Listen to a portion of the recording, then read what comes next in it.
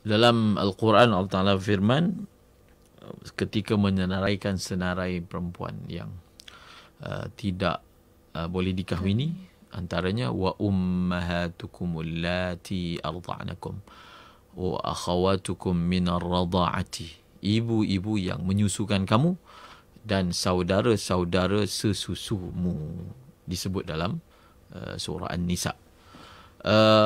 Maka berapa kalikah akan mensabitkan hubungan susuan antara seseorang dengan seseorang yang lain. Dalam masalah ini berbeza pandangan ulama. Pada peringkat awal 10 kali susuan. Kemudian hukum itu telah dimansuhkan kepada 5 kali susuan sahaja. Dan 5 kali susuan itu adalah mazhab Syafi'i. Dia 5 kali susuan, bukan 5 kali kenyang. Maksudnya 5 kali sesi menyusu. Kalau nak faham perkataan susuan tu, 5 kali sesi menyusu. Maksudnya kalau perkara ini diperincikan oleh ulama, dan susu itu tak semestinya dengan cara dia menyusu. Bahkan kalau dengan cara kita bagi minum pakai botol air susu ibu, susuan itu pun akan mensabitkan susuan tersebut.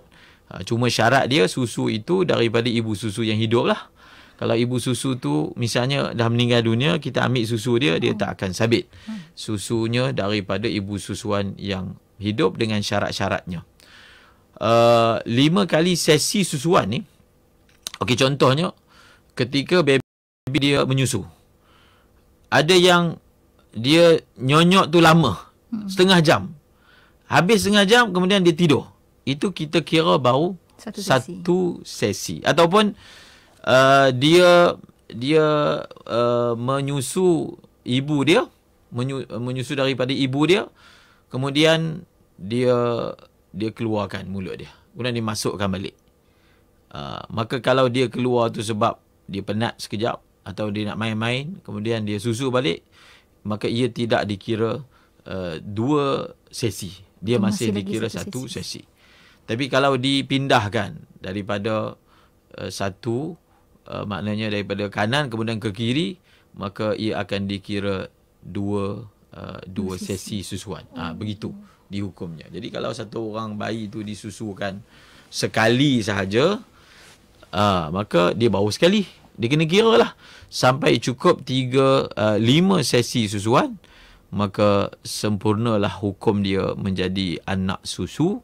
So bila dia anak susu, ibu dia jadi ibu susu, ibu kepada ibu susu dia jadi nenek susu, suami kepada ibu susu dia jadi bapa susu, adik ataupun anak kepada ibu susu dia jadi saudara susu, anak kepada ibu susu dia walaupun ibu tu tak susukan anak dia. Contohnya ibu susu tu ada anak dia bagi kat orang lain yang menyusu, tetap akan jadi saudara susuan dia. Dan kalau ibu susu tu dia ada anak susu lain, akan jadi adik-beradik susu dia, anak susu lain daripada anak orang lain. Dan adik-beradik ibu susu dia jadi makcik susu, adik-beradik bapa susu dia menjadi makcik dan pakcik susu belah ayah, makcik dan pakcik susu sebelah ibu. Kalau ibu tu ada ada cucu, samalah. Dia pun akan jadi anak saudara susu dan sebagainya. Masya Allah. Maksudnya kalau macam bapa susuan tu, dia akan jadi macam hukum dia akan jadi macam bapa tiri ke macam mana Ustaz? Tak, bapa susuan seperti bapa lah. Sebagai bapa sendiri. Sebagai bapa sendiri. Cuma ada kes yang misalnya satu orang perempuan dia tak pernah melahirkan anak. Dia tak boleh melahirkan anak, dia ambil anak angkat. Kemudian untuk jadikan anak angkat, misalnya anak angkat tu lelaki kan, dia nak jadikan anak angkat ni sebagai anak susu, maka dia makan ubat. Makan ubat. Kerana perempuan ni akan keluar susu bila dia beranak kan. Sekarang ni dia gunakan dengan ubat. Jadi contohlah dengan dia makan ubat tu, hormon lalu keluar susu. Dan dia susukan dengan cukup 5 sesi. Ayah tu ataupun suami tu tidak menjadi bapa susu. Kerana syarat dia, suami itu untuk menjadi bapa susu adalah apabila susu itu berpunca daripada suami itu. Berpunca maksudnya daripada proses beranak, mengandung dan beranak.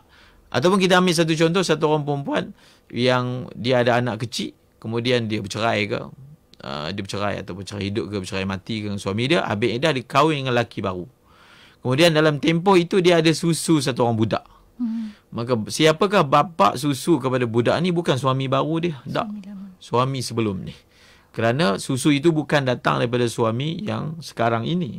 Belum lagi mengandung dengan suami tersebut, tetapi daripada suami sebelum ini. Jadi itu kena jelas tu.